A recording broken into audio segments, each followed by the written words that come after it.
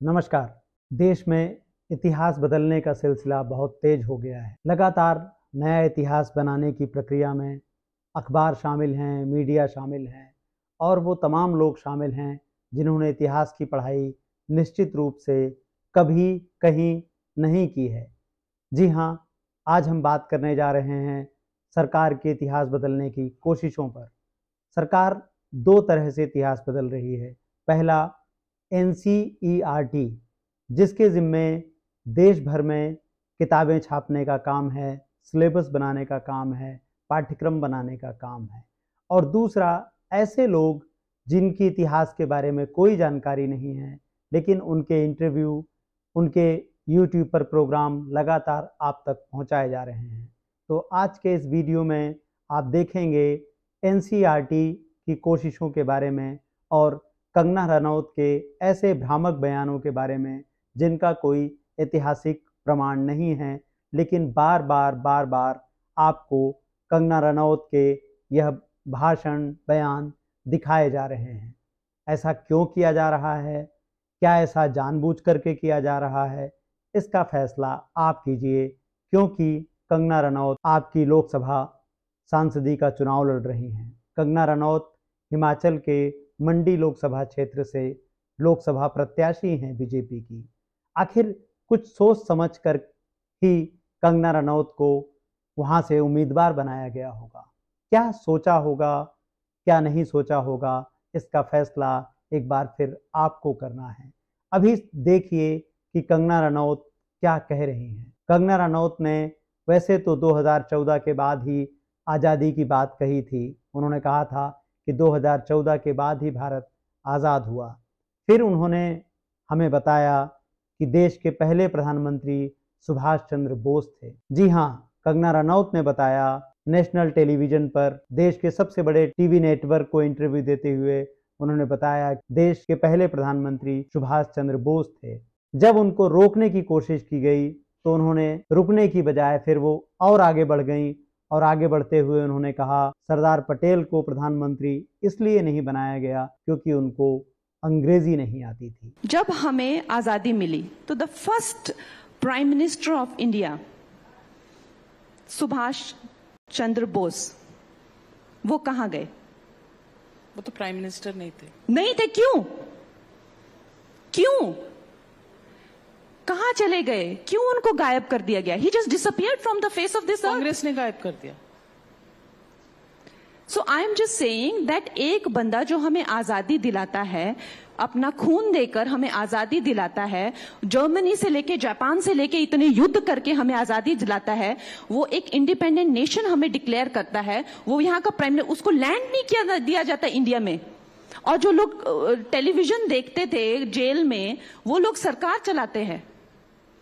Aren't they an extension of British people? I have enough proof to prove that they were an extension of British people.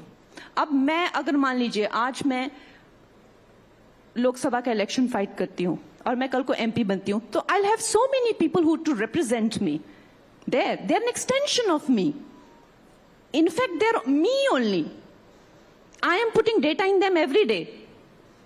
So they are me only.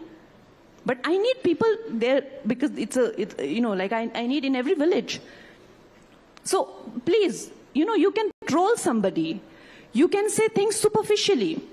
But it takes courage to come and to debate and to see whether whatever you're saying, it holds any sort of, practical reality or not. So I do believe that हम लोग परतंत्र ही थे। जब नेता बोस को हमारे अपने जो थे उनको गायब कर दिया गया और उसके बाद में हमारे इतने ज्यादा स्वतंत्रता सेनानियों को गायब कर दिया गया। आजाद हिंद फौज के जो लोग थे, वो आपको पता है कितने भूखे मरे हैं इस देश में? उनको किस तरह की गरीबी और किस तरह के और उन पे कितने केस किए गए? ये सब बातें जो हैं हम लोगों को as a nation we should decide so that there are no confusions like this कि हमें वाकई में आजादी 2014 में मिली है।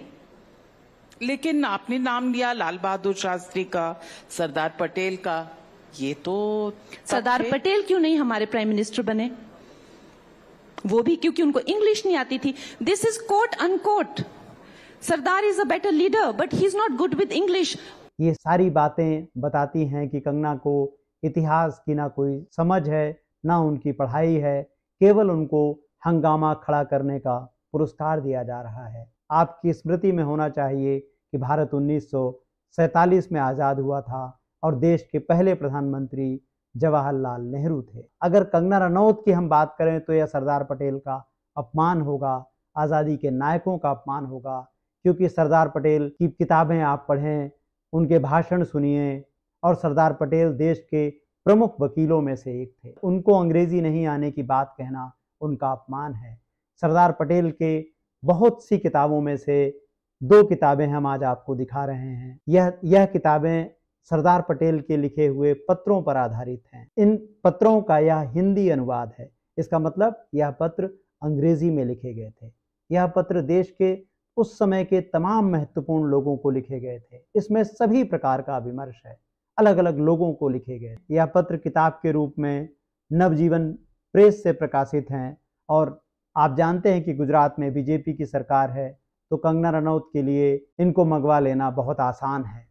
अच्छा हो कि कंगना रनौत इतिहास की किताबें पढ़ें और उसके बाद फिर अपनी बात कहें।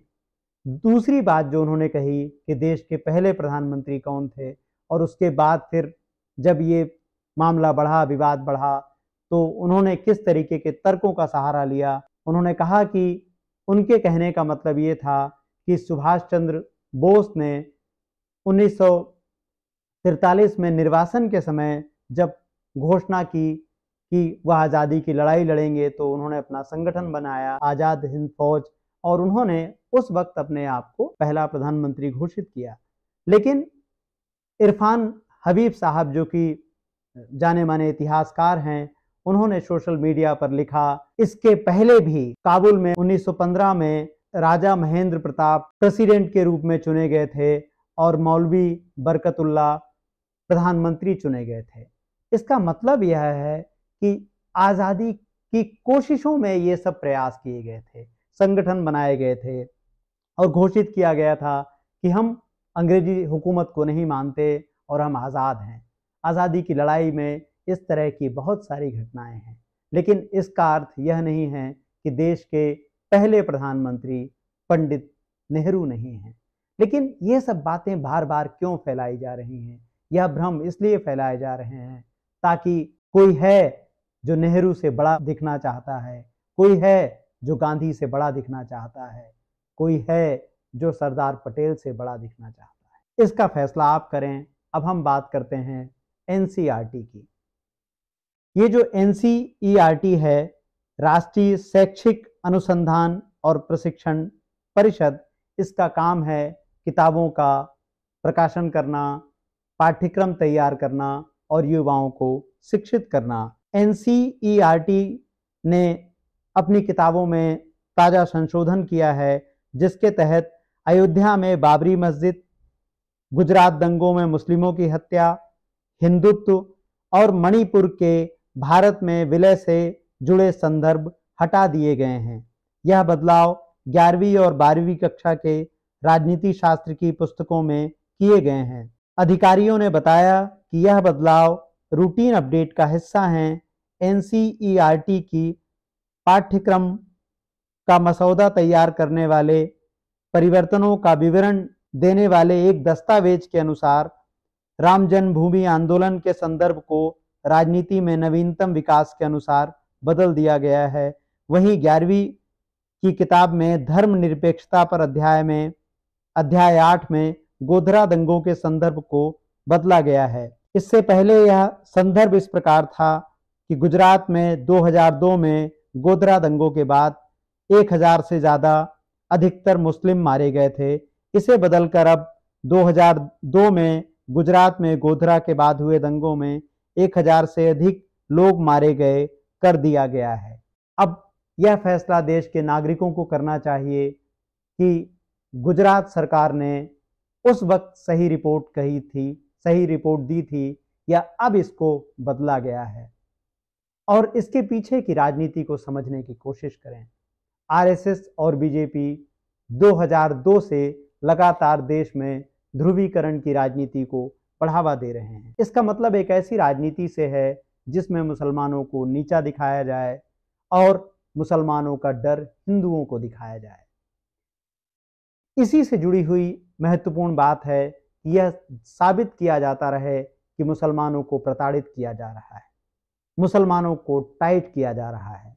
इस मुसलमानों को टाइट करने की, उनको प्रताड़ित करने की ग्रंथि से बहुसंख्यक हिंदुओं के एक ऐसे तबके को खुश करने की कोशिश की जाती है जिन्हें सरकार असल में कुछ दे पाने में नाकामयाब रही। कितनी शर्म की बात है कि देश के 80 करोड़ लोग आज सरकार के लिए 5 किलो राशन पर निर्भर हैं और इस राशन के बहाने आप उनको यह संदेश देने की कोशिश करते हैं कि आपको तो हो सकता है सारी चीजें ना मिली, लेकिन मुसलमानों को कसा जा रहा है। एक ऐसा नैरेटिव जिसके माध्यम से आपको कुछ नहीं मिल रहा है, लेकिन आपको लग रहा है कि आपकी समस्याओं के लिए मुसलमान जिम्मेदार है। गोधरा दंगों में क्या हुआ, इसके बारे में हमारे पास बहुत सारे दस्तावेज हैं और सार्वजनिक रूप से मौजूद भी हैं। आपको पता होगा कि बीबीसी की एक डॉक्यूमेंट्री को कुछ वक्त पहले बैन कर दिया गया था क्योंकि उसमें गोधरा की सच्चाइयां दिखाई गई थी। एनसीईआरटी की किताबों में जो लिखा गया वो सच इसलिए था क्योंकि गोधरा के बारे में हम जानते हैं कि जब गोधरा में दंगे शुरू हुए तो सरकार अपनी भूमिका निभाने में विफल रही। इस बारे में भी पर्याप्त दस्तावेज मौजूद हैं। तो पहले लिखा गया था किताबों में कि उसमें अधिकतर मुसलमान थे, अब उसको लिखा गया है कि उसमें सभी नागरिक शामिल थे। जबकि यह हिंसा कैसे हुई इसके बारे में अलग अलग किताबें हमारे पास मौजूद हैं जो स्पष्ट रूप से बताती हैं कि गोधरा में दंगों की शुरुआत में किस तरह से सरकार ने दंगाइयों को खुली छूट दी थी। एनसीईआरटी जो कुछ कर रहा है, क्या ये सही है? क्या ऐसा नहीं होना चाहिए? इसके बारे में किसके पास वक्त है सोचने का? और यह वक्त क्यों कम पड़ रहा है? क्योंकि जैसा हमने शुरू में बताया, कंगना जैसे लोग आपका ध्यान मूल मुद्दों से हटाने की कोशिश में अक्सर ही कामयाब होते हैं। आपने देखा होगा कि राहुल गांधी पर जो मेरी किताब आई उसमें सिलसिलेवार तरीके से देश भर में 10 साल में क्या क्या हुआ उसकी पूरी कहानी है। उस किताब की चर्चा आप सोशल मीडिया के प्लेटफॉर्म पर सुनते रहे हैं। अगर आपने अब तक उसके बारे में नहीं सुना है या किताब को नहीं पढ़ा है तो हम आपसे अपील करेंगे कि आप उस किताब को पढ़ें और अपने मतदान का प्रयोग करने से पहले जरूर एक बार पढ़ें और सोचें कि इस देश में क्या बदलने की कोशिश की जा रही है। अब हम आपको कुछ दूसरी कोशिशों की तरफ ले चलते हैं।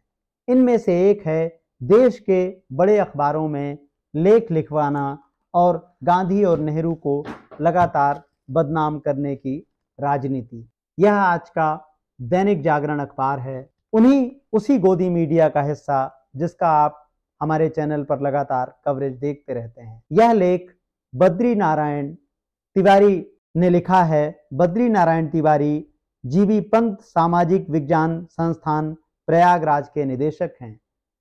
बद्री नारायण तिवारी के बारे में महत्वपूर्ण बात यह है कि यह साहित्य अकादमी पुरस्कार 2022 के विजेता हैं। बद्री नारायण तिवारी दुनिया के सामने अपने आप को एक विचारक के रूप में रखने के लिए और एक ऐसे व्यक्ति के रूप में रखने के लिए जिसका सामाजिक विमर्श से गहरा रिश्ता हो, वह केवल अपना नाम बद्री नारायण लिखते हैं ताकि वह अपने आप को वंचितों की राजनीति के निकट दिखा सकें। यह एक प्रकार के छल हैं और ऐसे छल खूब सारे देश में किए जा रहे हैं। इस लेख में मैं कहूँगा कि सबसे छोटा काम किया है जो उनको कंगना रनौत के बराबरी में खड़ा करता है और ऐसा लगता है कि बद्री नारायण तिवारी में और कंगना रनौत में कोई प्रतिस्पर्धा है। बद्री नारायण इसमें लिख रहे हैं कि पूर्व प्रधानमंत्री जवाहरलाल नेहरू के भाषणों को सुने तो भविष्य शब्द उनमें प्रायः आपको मिलता ही नहीं है। आप सोचें, नेहरू के बारे में एक ऐसा आरोप लगा रहे हैं जिन्होंने आज़ादी की लड़ाई लड़ी। इसका मतलब नेहरू के भाषणों से, नेहरू की किताबों से और नेहरू के काम से बद्री नारायण का कोई सरोकार नहीं है।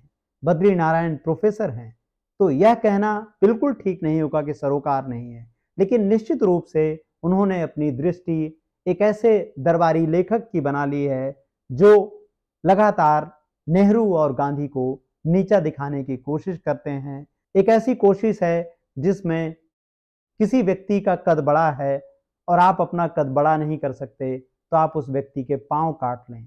यह पांव काटने की कोशिश है, लेकिन नेहरू और गांधी के पांव नहीं काटे जा सकते।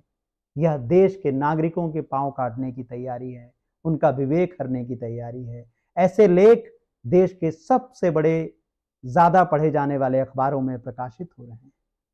तो आप सोचें कि आपके दिमाग में यह कचरा भरने की कोशिश किस तरह से कंगना रनौत कर रही हैं, किस तरह से एनसीईआरटी कर रही है और किस तरह से बद्री नारायण तिवारी जैसे लोग कर रहे हैं। अब कुछ एक एनसीईआरटी की कुछ एक महत्वपूर्ण गतिविधियों पर एक नजर डालिए और देखिए कि कैसे यह कोशिशें लगातार तेजी से चल रही हैं। 23 मार्च 2023 को मोदी सरकार के बेहद निकट माने जाने वाले व्यक्ति मनोज सिन्हा, जो जम्मू कश्मीर के उपराज्यपाल हैं, उन्होंने बताया था, सार्वजनिक भाषण दिया मध्य प्रदेश के ग्वालियर में, और उन्होंने कहा राष्ट्रपिता महात्मा गांधी के पास कोई डिग्री नहीं थी। आप सोचें, जम्मू कश्मीर के उपराज्यपाल प्रधानमंत्री मोदी के बेहद निकट माने जाने वाले राजनेता का बयान। मनोज सिन्हा ने अपने भाषण में कहा था, अधिकतर लोगों को भ्रांति है, गांधी जी के पास कानून की डिग्री है जबकि उनके पास कोई डिग्री नहीं थी। गांधी जी ने यूनिवर्सिटी कॉलेज लंदन में 1888 में दाखिला लिया था और 1891 में उनकी वकालत पूरी हुई। फिर गांधी भारत आते हैं, यहाँ वकालत की प्रैक्टिस करते हैं, फिर गांधी अफ्रीका जाते हैं। दर्शकों के लिए यह जानना जरूरी है कि महात्मा गांधी एक वकील की हैसियत से दक्षिण अफ्रीका गए थे। तो आप सोचें कि मनोज सिन्हा जैसे लोगों का ये कहना किस प्रोपेगेंडा का हिस्सा है और किस तरह से सरकार अलग अलग लोगों के माध्यम से देश की आज़ादी के नायकों को खलनायक बनाने की कोशिश कर रही है या उनकी मानहानि की कोशिश कर रही है। इससे पहले एनसीईआरटी ने इस संशोधन से पहले, जिसका हमने शुरू में जिक्र देखा, दिल्ली विश्वविद्यालय के बीए ऑनर्स के 2022-23 के राजनीति के पेपर से महात्मा गांधी को हटाकर विनायक दामोदर सावरकर को शामिल किया था। वही सावरकर जिन पर गांधी की हत्या का इल्जाम है, जिन पर गांधी की हत्या का आरोप है। 11वीं की पुस्तक से देश के स्वतंत्रता सेनानी और पहले शिक्षा मंत्री मौलाना अबुल कलाम आजाद का उल्लेख हटा दिया गया है। यह सब 2022-23 में किया जा चुका है। एनसीईआरटी ने दुनिया के सबसे महान वैज्ञानिक चार्ल्स डार्विन की इवोल्यूशन थ्योरी को भी स्थायी तौर पर हटा दिया था। इसका भारत के 1800 से अधिक वैज्ञानिकों और शिक्षकों ने विरोध किया था, लेकिन सरकार किसी का विरोध सुनना पसंद नहीं करती, इसलिए इस विरोध को भी उन्होंने कोई तवज्जो नहीं दी। अब आप समझने की कोशिश करें कि यह सारी चीज़ें आपके विवेक को खत्म करने के लिए कितनी तेजी से की जा रही हैं।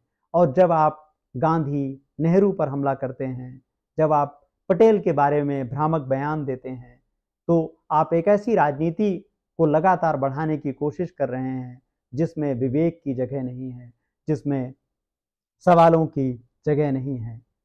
लोकतंत्र, संविधान और नागरिकों से जुड़े विषयों पर हमारे वीडियोस देखने के लिए हमारे चैनल को लाइक कीजिए, सब्सक्राइब कीजिए और संभव हो तो आर्थिक रूप से मदद कीजिए। नमस्कार।